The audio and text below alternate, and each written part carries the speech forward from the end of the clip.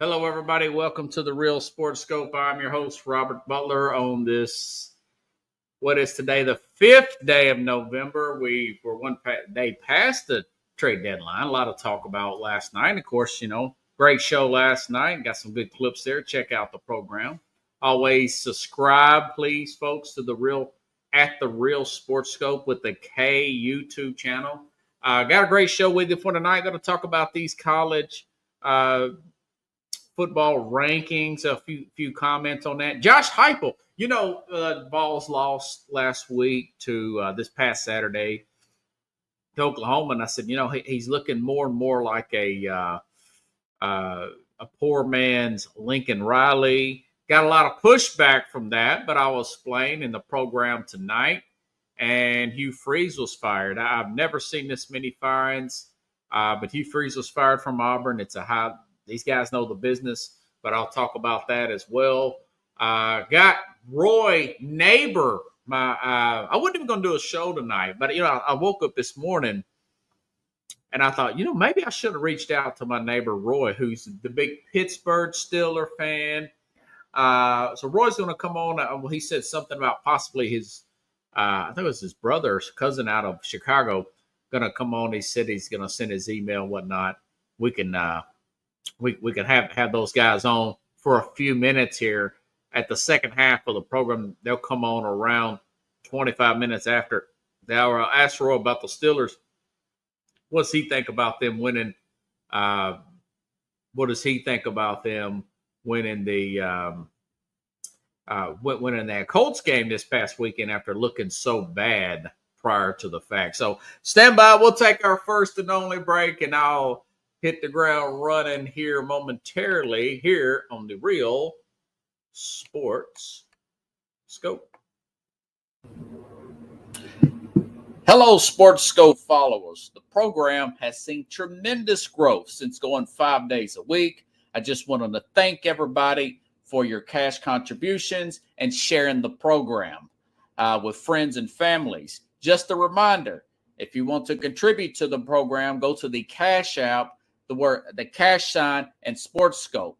There are other ways to contribute to the program listed at the bottom of the screen. If you want to advertise on the program, go to sports, that is sports with an S, another S, scope, SKOPE, at gmail.com, just like it's listed at the bottom of the screen. Thank you and enjoy the program. All righty, then I'm back here live here for a few minutes. Okay, now, so let's start with Hugh Freeze. Listen, if you look at Hugh Freeze's record, I'm looking at Hugh Freeze, the guy who beat Alabama at He beat Alabama when he was at Ole Miss. Very high-ranked team. I want to say pretty close to number one team in the country at one time, folks. I'm looking at that particular guy. That's the guy I'm thinking that Auburn has hired. Now, mind you, that he got in some trouble there. Things started going somewhat south on the field, but he got into an issue using company phone to call escort services in Tampa, Florida. Some came of that, and what that really hurt his reputation because the guy claims to be a person of faith and everything. He's married, whatnot, calling prostitutes. So that's a little bit of history there. I look at that guy as being a good coach. He goes on the Liberty, wins a lot of games there, a Liberty. Gets some players drafted, gets a good buzz about himself. And here's his record here at Auburn. It was 15-19 overall, a losing record, 6-16 in the SEC. That is correct. In 2023, 6-7 overall, 5-7 this past 4-5 this year, and fired. So 1-5 in the SEC. Here's my thing: if you look back at a guy like Jim Harbaugh, who, remember, he left Michigan after he won a national championship. But let's go back a few years before he got J.J. McCarthy. Big Harbaugh guy. I was for sure he's going to win big. The same guy that brought in Andrew Luck at Stanford. It just, guys are so good such good coaches like Jim Harbaugh. You think, and my mindset was for a guy like Harbaugh, no matter who this guy works with, he's going to win. And they went it through quarterback after quarterback there. I'm talking about at Michigan, and people started complaining. I mean, they're losing, they're getting their butts kicked every year to Ohio State, all the way up to 2020, if you remember, and whatnot. I think that one got canceled, but really getting smoked there by Ohio State, and they get more physical, but also they find the quarterback. Even though McCarthy didn't throw much, they finally find the quarterback. And of course, we know what happened. They won a national championship, and then he leaves on for that Charger job. That was my biggest issue. I think simply with Auburn, that Hugh Freeze simply did not find the quarterback. They went through a transfer. They went to the athletic kid that played last year, and it still simply did not work out. But this is the league we're in. I guess my point is, when you got a guy that's been there 3 years, could you possibly wait another year or two on a Hugh Freeze to get that quarterback position right, and things suddenly change? You look at a guy like in the NFL, of course, a Shane Steichen, that this guy's about to get fired. I don't think he's going to make it, but he's working with Anthony Richardson out of Florida there. They didn't have that much experience. Now they get Daniel Jones, fits the system better, much better quarterback, and now he looks like a great coach again. They're sitting up there at a 1 or 2 seed in the NFL. So, and it's the same thing with, you look at Michigan now. They've got Bryce Underwood with an interim coach, and things look stable there at Michigan. And I'm thinking, now, this guy's a number 1 prospect in the country. So I guess my point is, do you give these guys 4 years, 5 years, and yes, not unless they're just getting destroyed? Do you give them a few years to get that? Do you give them a year or two longer than you may have in the past? Because you can't stack the team up. You can't stack the team up the way that way you could prior to it, because not everybody's in the SEC now. With NIL and transfer portal, you got the talent spread out all over the country. I mean, Indiana is one of the top teams in the country right now. Who would have thought that? I don't think with the NIL and the transfer portal, Indiana is going up to Oregon beating them like that. But they are. But they did. So it's an interesting job. The usual suspects have came as possible candidates for that Auburn job. Lane Kiffin, man, he's been mentioned everywhere. Jimbo Fisher, forgot about Fisher. I'd give him an interview. Former Texas A&M coach, Florida State coach. James Franklin, Oregon State's Kenny Dillingham. Now, that guy's going to get some interviews. And, of course, John Summerall, who's been mentioned with everybody. That's the Tulane coach there that's coaching pretty well. So, interesting, or do you just go young and hungry again? I think they'll get one of these coaches that I mentioned there. We'll see what happens. Okay.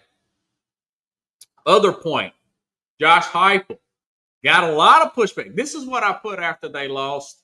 We were frustrated with that because it seems like I wasn't really frustrated with the Aguilar interceptions and the turnovers, although they're frustrating to watch it. Watching that Tennessee-Oklahoma game Saturday night, what I was really frustrated with, the fact that Tennessee has to play almost perfect this year offensively to win games, even at home. Now, we know they have issues on the road. Really, really good offense, timing offenses. There's so much leniency on that offense that they have to play a certain way to win games. I think this guy's still a very good coach. It just seems to be a blind spot that they just cannot figure out there with Josh Heupel. So this is what I put out on the X out. Of course, I posted it on my Facebook account as well here on Saturday night after the game. Very frustrated. I said Tennessee Josh Heupel is a poor man's Lincoln Riley. Quarterback offense is great. Defense is never trustworthy. Fades late in games and late in seasons. I mean, is that not the truth this year? They almost lost to Arkansas, up 17 points, and you've got Aguilar hanging on to the game at the very end. It's a 3-point game at home. Now, this is teams getting blown out by Missouri on the road year before last. So the defense has improved under him. It used to just give up 40 points a game. But at some point, you got to look and say, okay, they have the recruiting budget. They have the highest budget to recruit in the country. They don't have the highest NIL, but they have the highest budget to recruit in the country. Why are you still? Is it something with that? Is it the coordinator? Is it the assistants? What is it that you're doing in recruit? When they played, Georgia last year, because offensively they can play with anybody in the country. They've showed that. I don't want him to be fired. I just talked about patience with Auburn. But after I put that out there, you get guys like this one guy off Facebook said, hey, Tennessee's been in the toilet for 18 years. Why should you, the fans need to be grateful that they got a coach that's winning games? Yes, there is some truth to that. There's a lot of truth to that. That, hey, they finally beat Alabama. That was awesome. They finally beat Florida again. They're starting to beat Florida home. That's good stuff. And then somebody else said something on the X account. This wasn't at me. This is a random post here. This was a good point. They said, I can't remember who it was. I tried to find it, but the person said, is Josh Heupel turning into the next James Franklin, where the outside world says you need to be grateful for the fact that he's winning you 8, 9, 10 games a year. He got you to playoffs there. And my thing is, and what I said to the guy that said this thing about the 18 years to me, I said, yeah, but are we still not supposed to be, as analysts, fan base, whatever you want to say, media, ask, well, what have you done about this defense? You're right there. You're right there. Look at how your team plays at the end of the season from a defensive side. Look how they look at the end of games. Okay. Why can't you what is it that you need? And this is what somebody in the press conference did ask. What do you think you need? What is this team lacking? Because that's what the fans want to ask. What is this team lacking from a resource standpoint? Why can't you get a 4 or 5 star defensive tackle on this team? What does it take to get that? All right? Because that is exactly what you need. Ole Miss, on the other hand, they beat Georgia last year. They almost beat them this year. But they had I think his name is Mikael Williams, defensive tackle that got drafted in the first round last year to the Arizona Cardinals. So, because they got that push up the middle. Tennessee, no sacks. I mean, Carson Beck, sorry to say Carson Palmer, who's now with the Hurricanes, transferred, didn't even get his jersey dirty against Tennessee.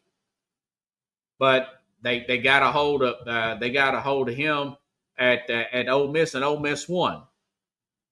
So that's the issue with Tennessee. Is there some truth to him being like a Lincoln Riley light? Yes. Is his defense been slightly better? Has there been some moderate improvements from Heupel's? Yes. But also Riley went to the playoffs with Oklahoma and got in there. Now he's had some more success also with quarterbacks and Heisman. So technically what I'm saying is really not wrong. If you want to dig deep in the numbers, yeah, Heupel's had some good defensive years. They were pretty good last year, although they got smoked in the Ohio State game. Everybody's did. but that's an issue, and the defensive side of the ball, the lack of physicality. Are you here to win national championships? I don't think there's anything wrong with the fans asking for that. I don't think that's out of the reach, you know. And I'm always going to ask that question. I'm going to offend him. He's going to run away. Well, hey, that's the standard here. These guys are getting paid millions and millions of dollars. Brian Kelly, Jimbo Fisher, even Josh, who's still working. They know the business that they're in, that they can be fired at any time, but they are made enough money to live a lifetime. You know, their wives know that that it's an unstable. It's really big highs and some big lows.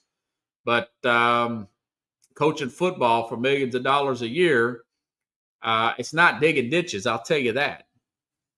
So, anyways, I don't think he should be fired, but I think it's an honest question, an assessment, and it's an honest criticism because it's a pattern, and I think that that's something that they need to address, and I think our media should ask him that. You know.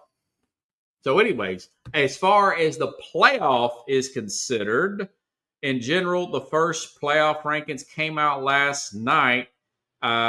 It's pretty much with the AP. Ohio State 1, Indiana 2, Texas A&M 3. Now A&M, better team than I thought they looked. I love the fact they have a mobile quarterback. The defense is solid. Went up there, Notre Dame, beat them in Notre Dame. Look like their team. They're going to play Texas at the end of the year. They don't have a lot. So if they lose to Texas at the end of the year, there's still a good chance with no defeats there that they could still play in the SEC championship game, potentially be the favorite to win that one, even over like a Georgia per se. And remember, their coach was a guy that came over from Duke. Okay, brought him over from Duke. So they very well, now we're going to find out here in a few weeks, but Texas A&M very well may be the best team in the country. Yeah, Ohio State's defense is legit. Indiana, definitely after going up to Notre, the way they won, it's not the fact that they won off a bunch of lucky plays in Oregon. The way they won in Oregon, the way they dominated Illinois. Like I had Keith Angle on the program here a few weeks ago, talking about is this going to be the biggest game of the season, the Big Ten championship, even before the playoffs start, potentially between if Ohio State don't spit up a cat ball or Indiana, I don't think they play anybody formidable between now and the end of the season in the Big Ten championship. That could be 1 and 2 in the Big Ten championship. So, anyways, let me check on something, folks. Roy mentioned something about, let's see. Okay, Roy. I'm going to take a quick break here. I'm going to send Roy's friend here, Fred. I think it's his brother. I'm going to send him a link here and see if he can come on, and we're going to talk a little bit of football with my guest here. So stand by, folks. We'll take a break here for a little. Hello, Sports Scope followers. The program has seen tremendous growth since going 5 days a week. I just wanted to thank everybody for your cash contributions and sharing the program with friends and families. Just a reminder, if you want to contribute to the program, go to the Cash App, the cash sign, and Sports Scope. There are other ways to contribute to the program listed at the bottom of the screen. If you want to advertise on the program, go to sports, that is sports with an S, another S, scope, SKOPE, at gmail.com, just like it's listed at the bottom of the screen. Thank you and enjoy the program.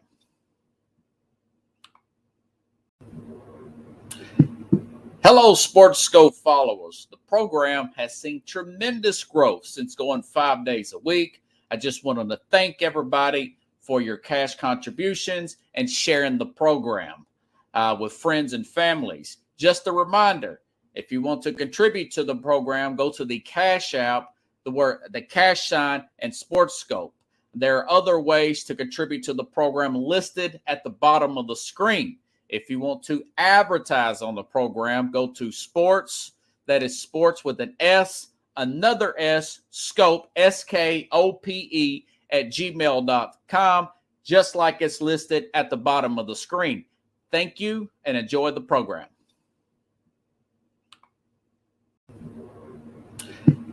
Hello, I'm Mac, CEO of National Streaming Sports and host of the Mac and Jack Sports Show. You're watching the Sharp-Dressed Man and the Big Story Breaker, Robert Butler, on SportsScope, Monday through Friday at 8 p.m. Eastern on National Streaming Sports. Thanks. I'm Mac, CEO of National Streaming Sports and host of the All righty then. I had to throw the little throwback in here. Fred is from Chicago, and I'm not sure if that's Roy's brother or Roy's one of Roy's relatives here. We'll talk a little bit here. I was going to ask Roy first about the Pittsburgh Steelers here.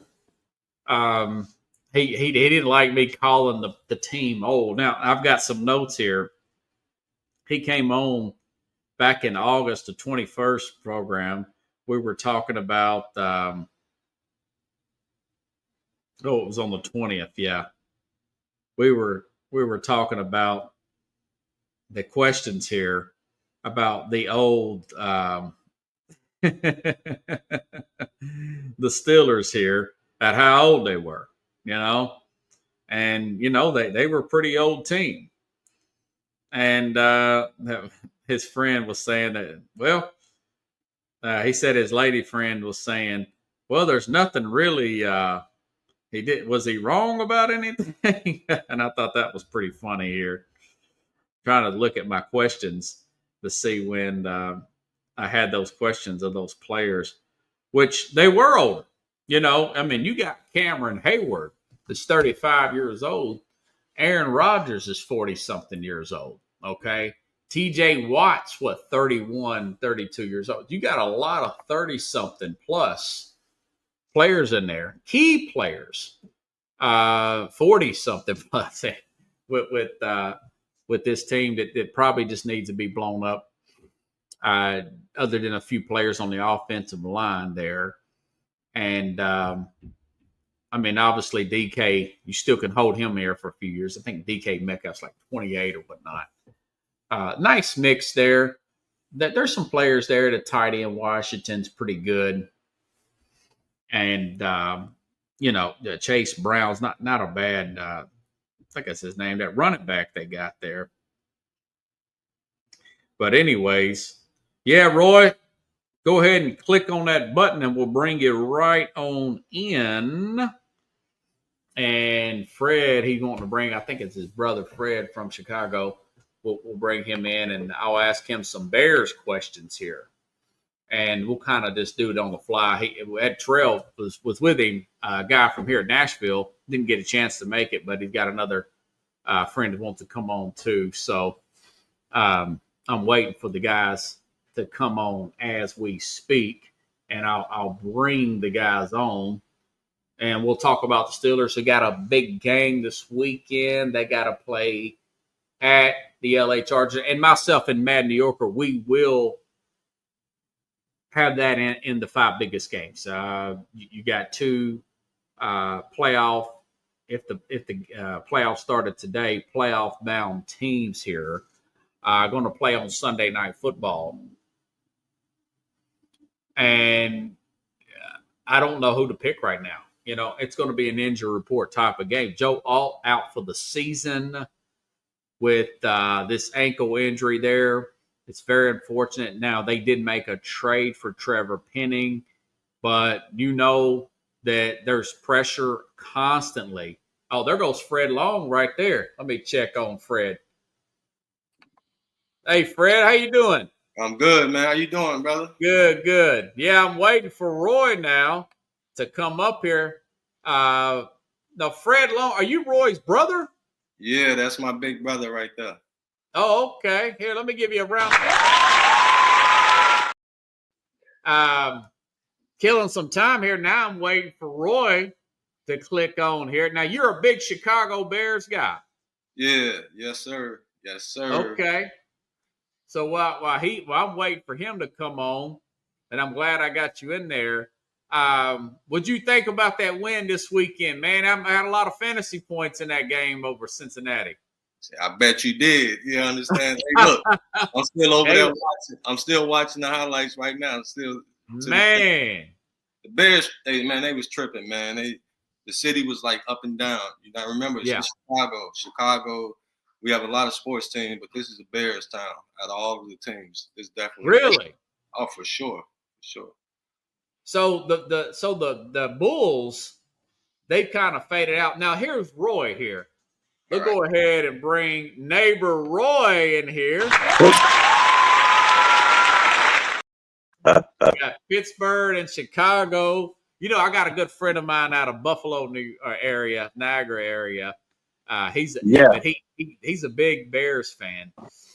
Also, you know, salute to him because his Bills are doing. You know, they pulled that game out against the Chiefs last week. That was nice. That was nice. Yeah, that was real nice. Surprising.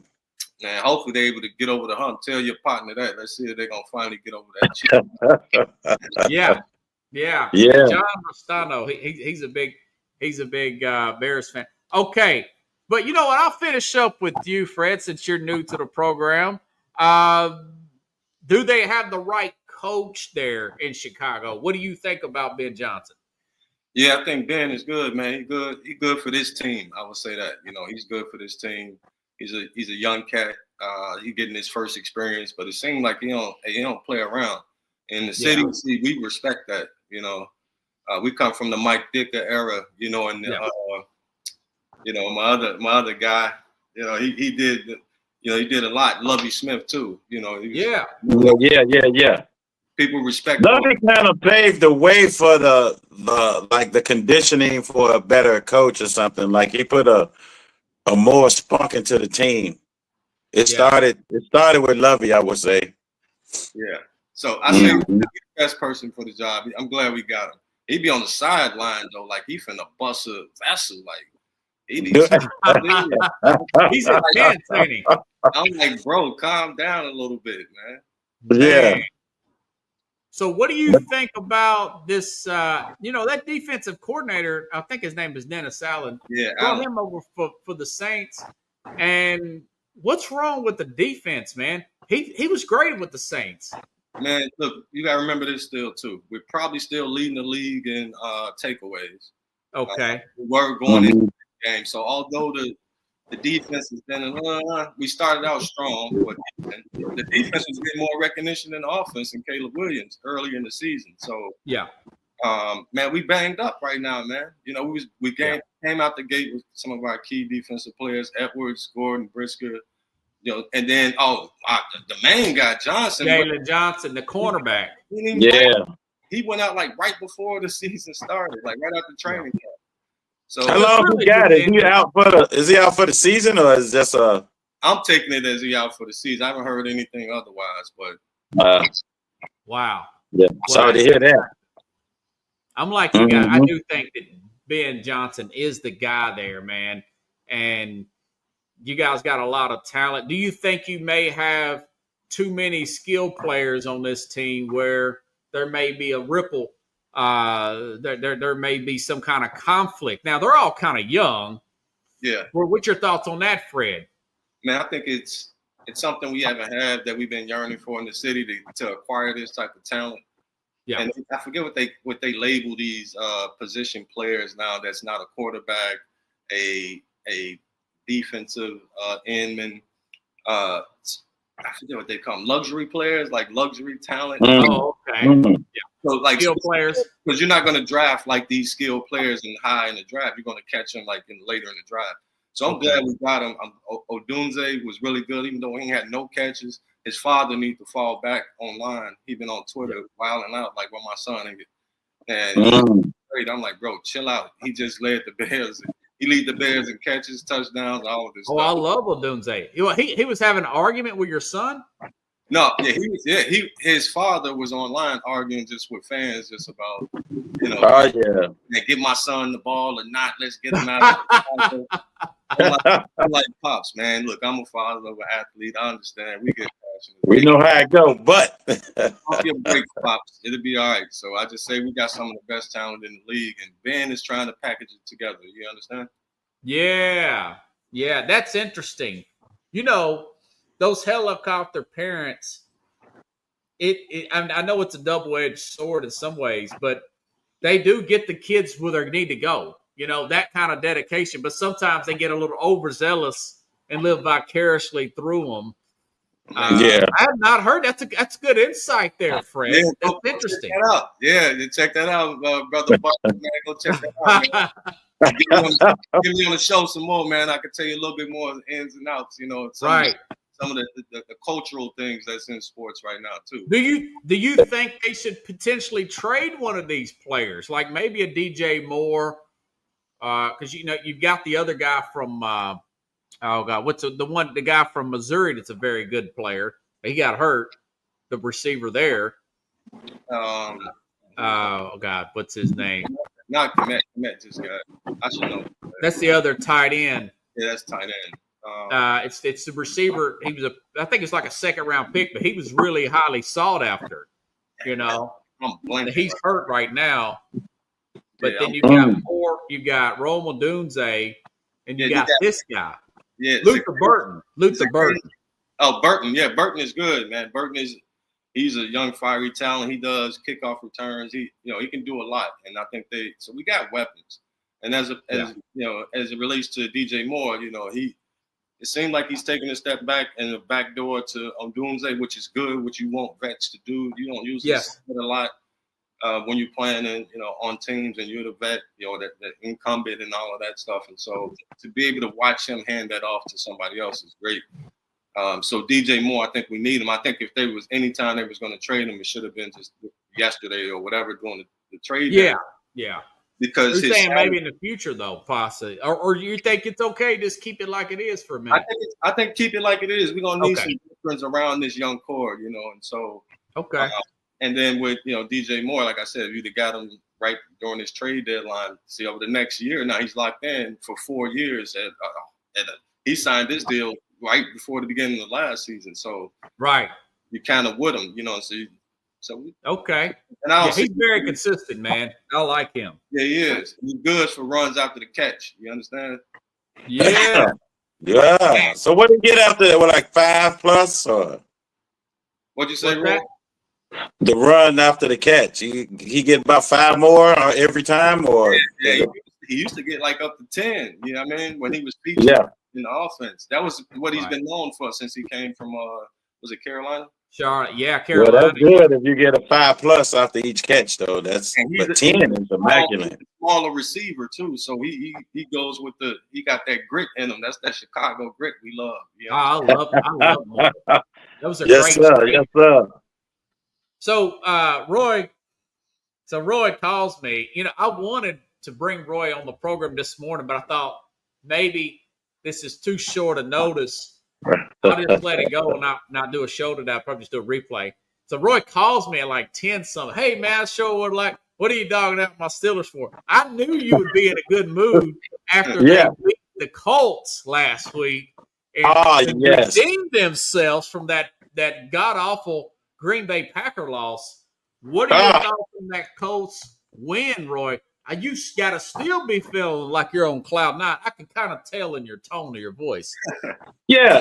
So we came in. I came in personally believing that we was going to get that game. It was a must-win, 7-1 team. They probably, it's that when they call this the witching hour, when there's wins become losses and losses become wins. That's my favorite. That's my favorite stuff. So we have an AR. Yeah. And he know when to pull the trigger. As soon as a receiver gets open, the line is protecting him enough to move around.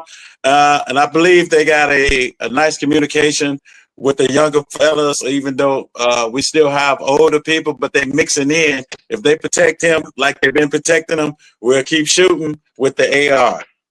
I wanted to say You this. know we ain't got no love for him in Chicago. Y'all know that, right? What? Oh yeah. That's the most hated. Yeah. He taunts the Bears for years as a Packer. Oh, Got no love. well, yeah. I get it. I ain't saying he ain't cold though. He cold for sure. But He's I still take pretty him. good. Because everyone put Aaron Rodgers down. They said the AR was gonna throw more interceptions, do this, do that, with a lot of negativity. But we winning in the AFC. Our team is winning. Yeah. We're in the lead, I should say, and we to get that big win over the Colts. That was a big plus for improvement. And everyone was saying they put the Steelers defense on the back of a milk carton. Like, where is it? It's missing. I didn't like that, but we redeemed ourselves and we back so far. Yeah, so they were 30th in total defense. They're like 14th against the run. They're the highest paid defense in the NFL. Now, Aaron Rodgers mentioned in the Green Bay game, Roy, that he had to use the solid snap count at home. The home fans were selling their team. They're selling their tickets to Packer fans because they're losing faith in the team. Like I said, they're 30th in defense. There's some sense with the older players. Cameron Hayward's 35, Rodgers 41. TJ Watt's 31, 32. Can get banged up at that age, the way physical he is. What's your thoughts? I guess the sense to the fans is they're going to fall apart at some point. This whole season is going to be over with. What's your sense of that? Having used a solid snap count at home with the Steelers. Well, what's your thoughts about that? I'm lost with it all. You know, I'm just going off of the performance, the get back. You know, they had to redeem themselves. I'm just keeping all the positives on it. Yeah. I think they found some type of connection and chemistry. It's going to be more rougher games, and those guys were, not to take away from what the Steelers did, but those coaches was probably tired a little bit. You know, 7-1 on the win, no losses. It was about time for a loss, and it was about time for us to have a win. Now we just have to, continue that with the defense, because Aaron Rodgers will give us the points. We just got to stay consistent with that defense. Yeah, they got it. They can't make mistakes. And I was looking at some of the stat line in that game, and I'm glad the Steelers won. The league is better when the Steelers are playing well, Yeah. But they got outgained in that yards by 140 yards to the Colts. They called 6 turnovers. To the Colts. Do you think this can be sustainable, Roy, or do you think in the back of your mind, I don't know if this is going to be legit or not, man? Well, I think it's there. Like you said, that age might kick in because we have to play as the highest paid defense. We have to play that way. So it's going to cause some exhaustion and stuff like that. But, sometimes we got to get that sideline working too and, give people proper rest and stuff. So, and I think the veteran players should also coach and nourish the younger players that's going to come in and take their place and give them a little rest and, take up what they left off at, I'm just confused about it as well, but I believe in them a little bit. They just look good, so. Okay. Yeah. Okay, now, my prediction in the preseason was the Ravens would probably win this division. The Steelers would start off strong, and then they would fade. The Ravens would win this division. They're 2 games back right now. Yeah. They're 3-5. Your Steelers are 5-3. Are they going to catch your Steelers? Or your Steelers, are they going to still win in the North? Yes, because you know what you said about the Bears with the Baltimore Ravens. They got the same issue but they have an issue with too many star players, and I think they have a bumping at times where they fell apart a little bit, and then when they come through, they came through on somebody that probably was scattered themselves. So they got them a win in, but I think if they don't mend the talents that they got, because everybody is no I in team. So I see a lot going on with the Ravens, and they look more scattered to me than together, organized from the last games I've seen. So I think we'll hold them down too. Well, Fred, what do you think about that? They beat my Bears the week before, which we mad as hell about in the city, man. Without Yeah, I know. And those are, hey Fred, that's my team. The Bears is my home team. I know this. So yeah, that's my home team. So if it happens, it happens. If it don't happen, it's a bitter with a sweet with me when it comes to the Bears and the Steelers, which I predict gonna be in the Super Bowl. That'd be good.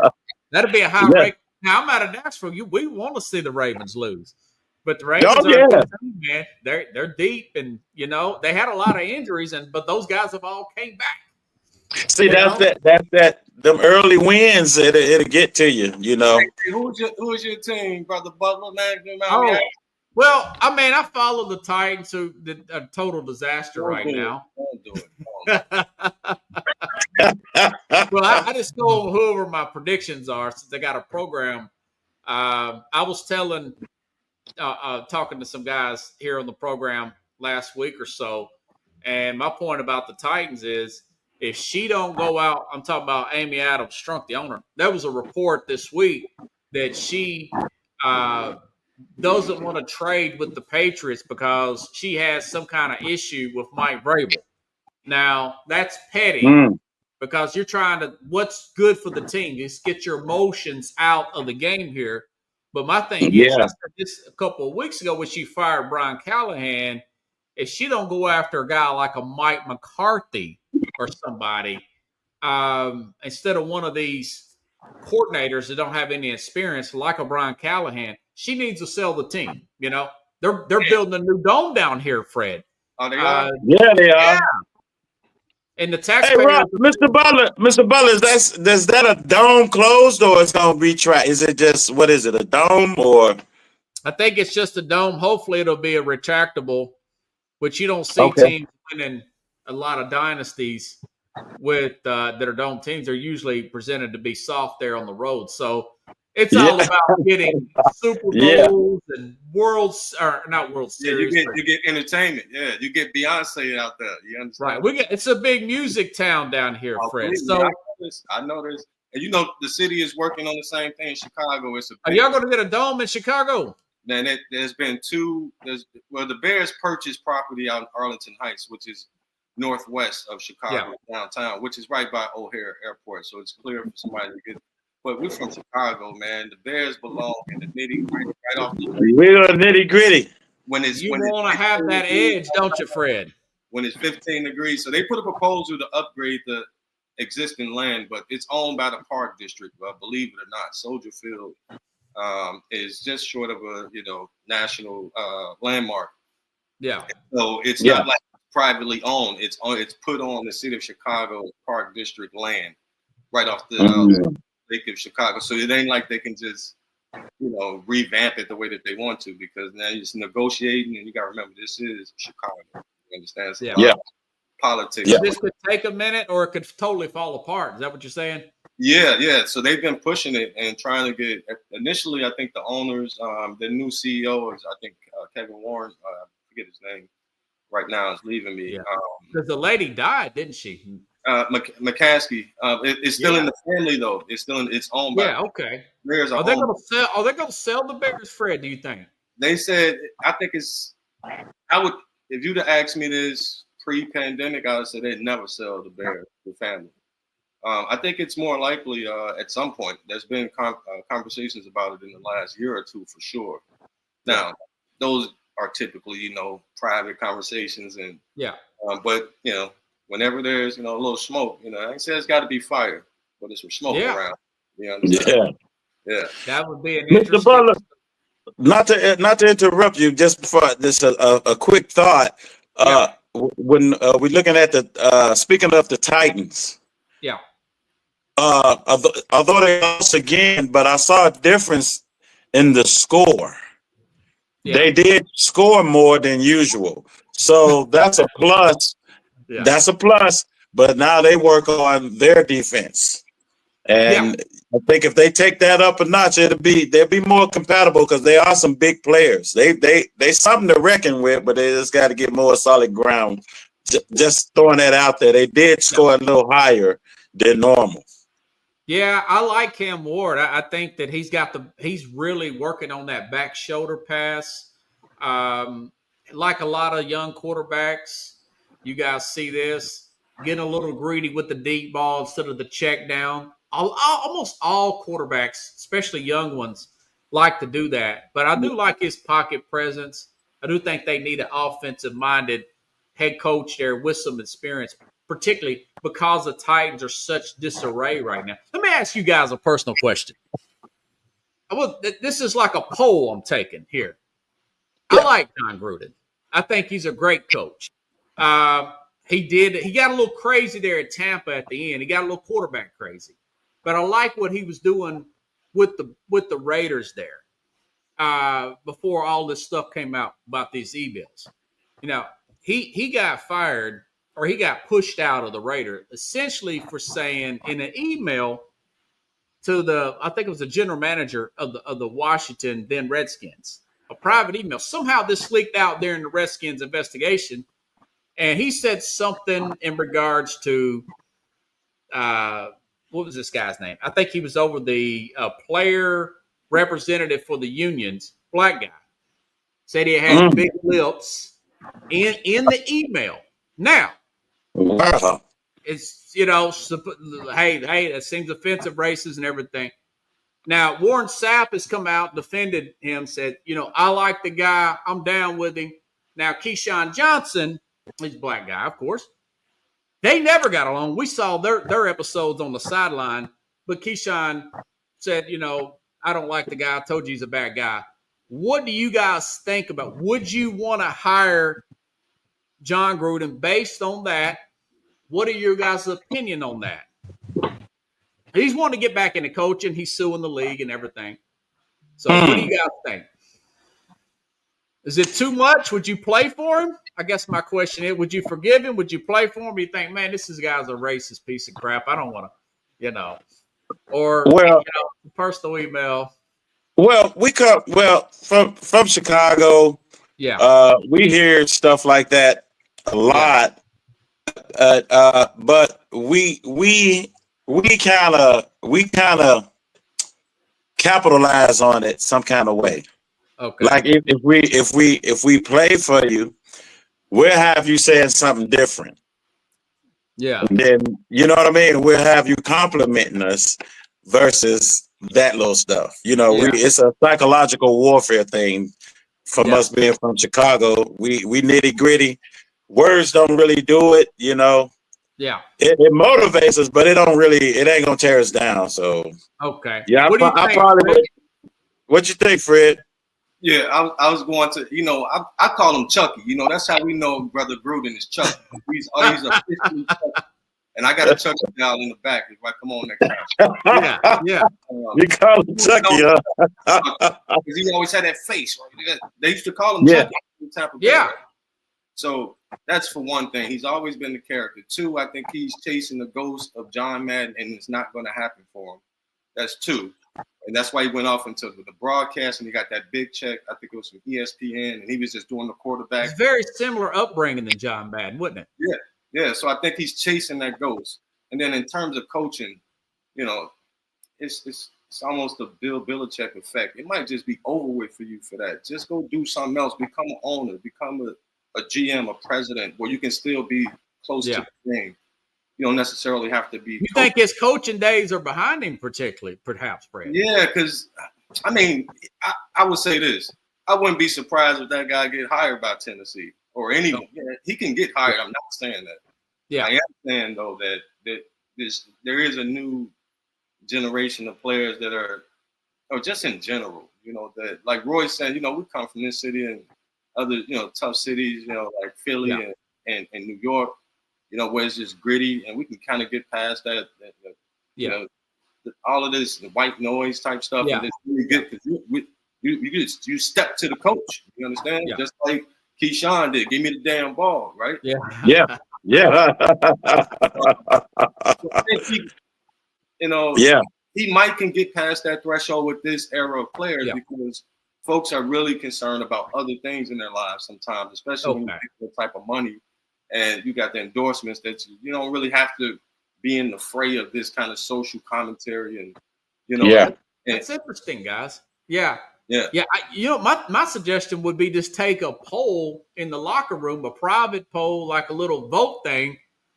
Would you want to play for John Gruden? Do all the players on the roster, and if it's too even or too lopsided, or if it's like 52 players say they'll play for him and one doesn't, or if it's the other way around, you definitely don't want to hire him. And Butler, that's not happening. You going you going at best. You going to maybe 3 players at best. Conversations in onboarding personnel or front office people. Yeah. Well, I know they wouldn't do it, but that would be, and that's why I think he might not get a gig.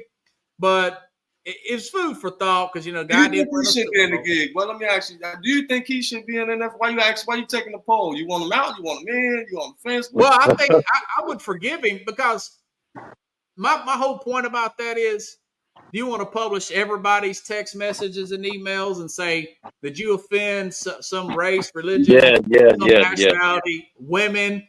Okay, so let's get everybody that's screwed up in there. It just feels wrong the way the NFL went about this. That was a private email. Now, I wouldn't have said that myself, but do you want to push a guy out for that? I mean, it's not like he was betting on games. This is not a P. Rose situation.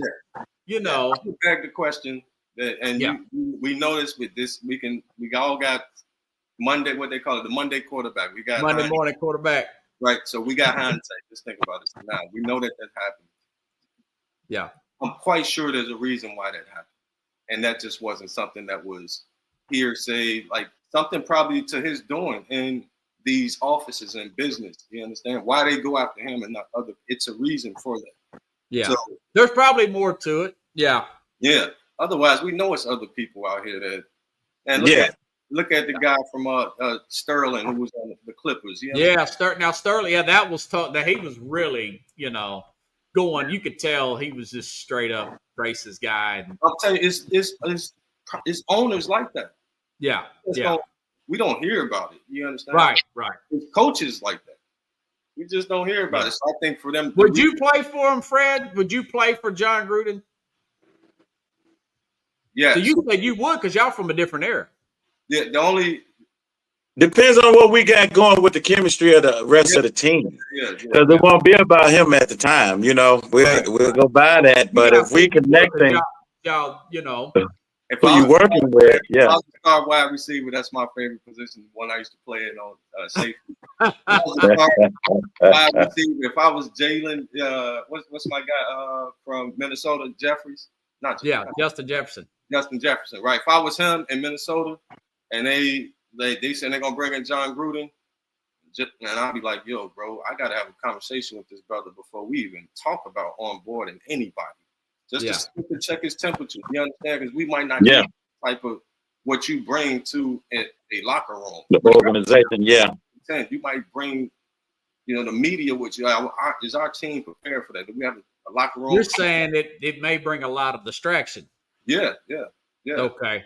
And the good side is you can get all of that good brain knowledge and acumen that he has too. So then it's like, okay, how do you balance those two things out? Right. He's in his 60s, but that's a good point, though. That's a good point, man. I was just thinking about that. I wanted to ask you guys about that. So really, it'd probably be Mike McCarthy would be my favorite for them to go after. One with this, first win the Cowboys had on the road in 30 years in the playoffs. You know, Mm. he did a lot with less when you got Jerry Jones, Mm. doing crazy stuff like he does all the time. But You want to know what's even crazier, which is around, and it relates, but it doesn't. My favorite sport is basketball for sure. yeah, That's just my favorite sport. Bulls my favorite team. Yeah. Bears right there too. It's the John Gruden thing is the Ja Morant conversation right now, right? wow, yeah, Would you take Ja Morant? Yeah. I got a text from my LBs, those the long boys, Yeah. brothers from Chicago. That's all our brothers, Roy. We call them LBs, the long brothers, right? So we got a group text. They was just like, well, they are saying Ja Morant too, because he's on the trade block now officially. Yeah. Well, you guys know this. he got suspended for saying that he don't like the way the coaches are using him.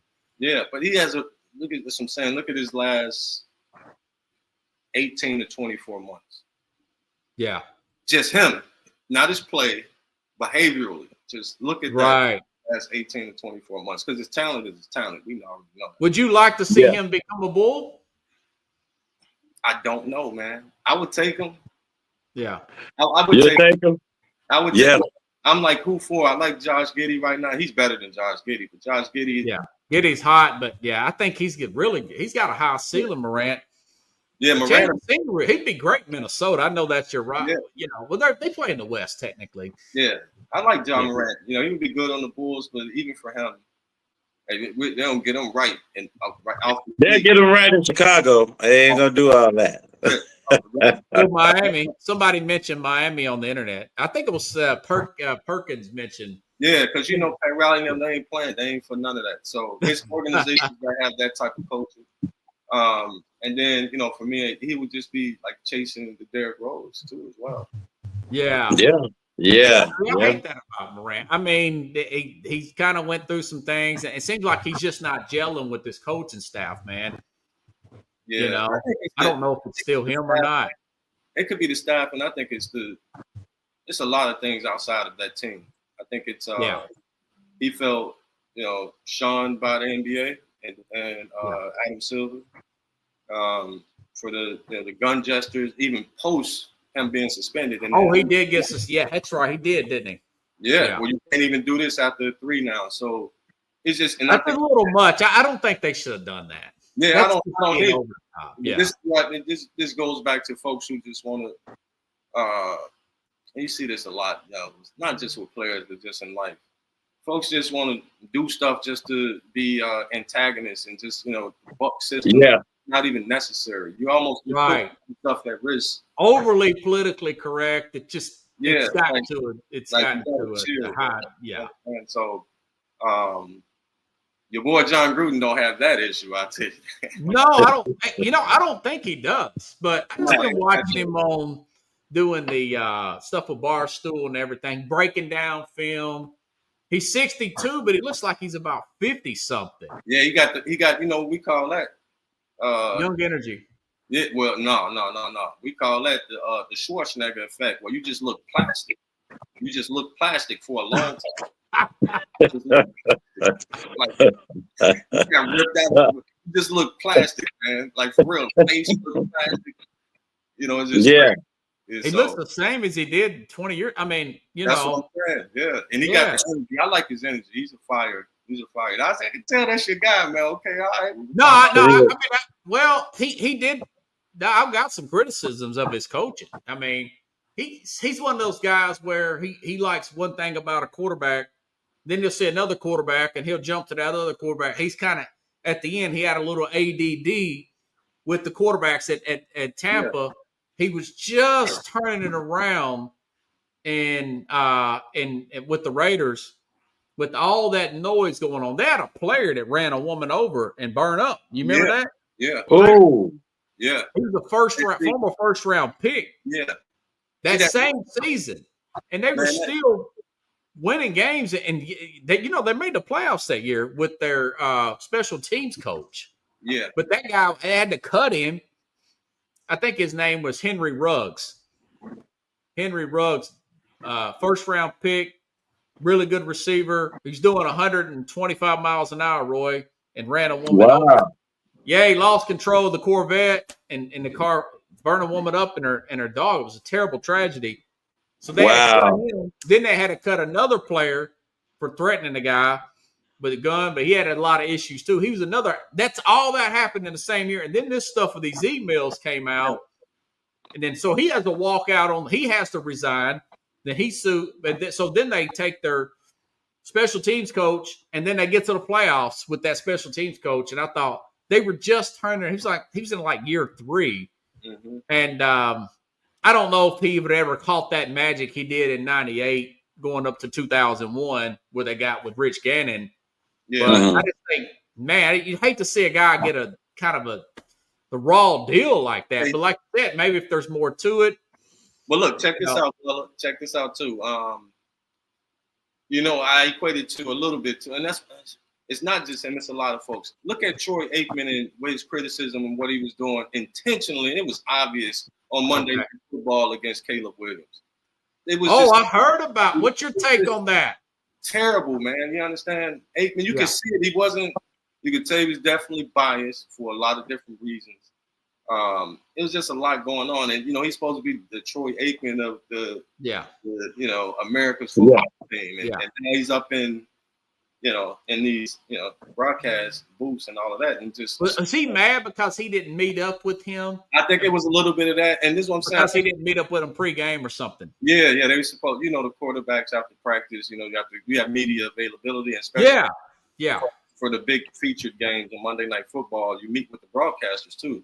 That's why people think Tom Brady is a conflict of interest, being the owner of the Raiders, and you meet with quarterbacks before, and so I just say it's a lot of these systematic things that are in place that is biased. It's not. It doesn't have it doesn't come with an arbiter or an arbitrary person or personality or system that can, where things just saying fair, but I ain't saying across the league, but there are sprinkles and remnants of that type of behavior in all what elements. Do you think his issue is with Caleb Williams?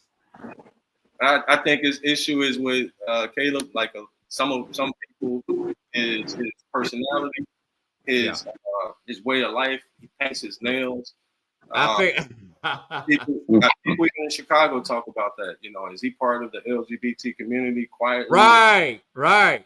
So all of that is a thing just publicly, and so you can almost that nobody's exempt from that, hearing that. Right. So when you might see it or engage with it, i.e. Aikman, you understand? And not only did you that, you ain't meet with me, Mr. Troy Aikman. Right. There was a I feel you. You see what I'm saying, Roy? Yeah. I feel you. I'm telling you, I promise you. And that's why I say Gruden, a lot of these folks, they're in spaces that they get memorialized, you understand, for past accomplishments, which they should. Yeah. I think sometimes it just go, especially when you're in the sport too, with that tag in the Hall of Fame and you're in it. It's just, sometimes it's hard to restrain from those types of things and sharing that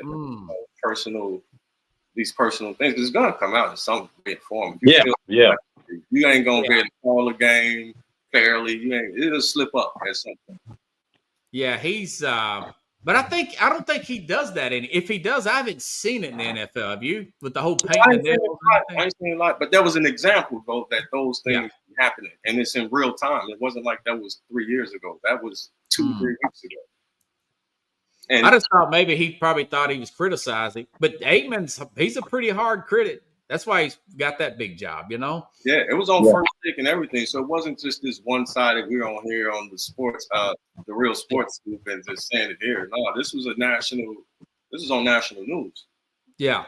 It wasn't so. Wow. Yeah, no, it was serious. They put that out there. Yeah, no, he did, and Caleb addressed it.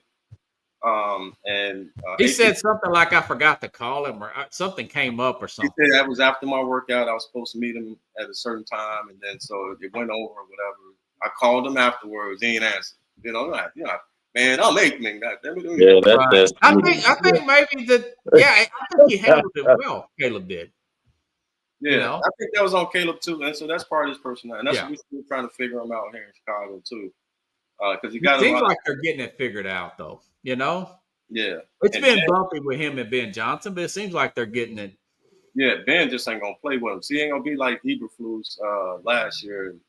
These Yeah. guys floating around the topic and all this, you know. Okay, man, you okay? Yeah, he don't hit him, but he don't use the kid gloves. Yeah, oh You no. guys got anything, Fred? You've been great, man. Shoot, think yeah, so? Roy's been talking you up for a minute. You think so? Yeah. I don't know, man. I just be talking.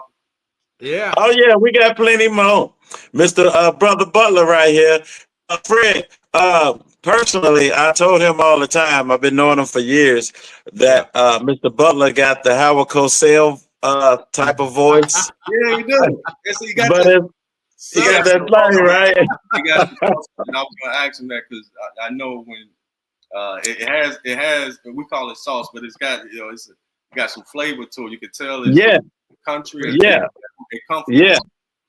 And so when I'm out, people like, damn, I don't know if I have it either. But they like, man, you talk like Chicago. Or that sound. I don't know if that's the case. Yeah. I don't Hey, Yeah, man. you got the sound. Mr. Butler got the sound. You know, I've been telling him Howard Cosell, the power of that in his voice. So yeah. Brother Butler Cosell. Yeah. Virginia Commonwealth. Who would have thought they would have got into the Final Four? Yeah, bro. Yeah, that right there. Can you imagine him talking about the Final Four? Who would have thought Man. Commonwealth? Well, thank I y'all didn't know for having that. me, man. I appreciate y'all having me on. This was fun. Yeah. Yes. Yeah. Oh, yeah, You guys Fred. have been great. For a few minutes over. Fred Long from Chicago, Ray from Nashville, but a big Pittsburgh fan. Appreciate Yes, you sir. guys. Hold on, we'll do a little sound off here. Brady Big, baby, I appreciate it. We'll Yes, have a sir. round of applause.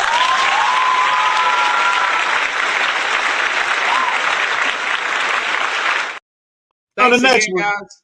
And I'll send you emails of copies of just our interview here, guys. Yes, sir. That'll be great, All right. Mr. Butler. All right. Y'all have a good night, man. See you, buddy. You too. All right. All right, guys. I'll be back tomorrow. We will have that game. Myself and the Mad New Yorker will be breaking down the Chargers and the Steelers. That'll be one of the 5 biggest games of the week. Have a good night, everybody. We'll see you tomorrow. Same time, same place, here on The Real Sports.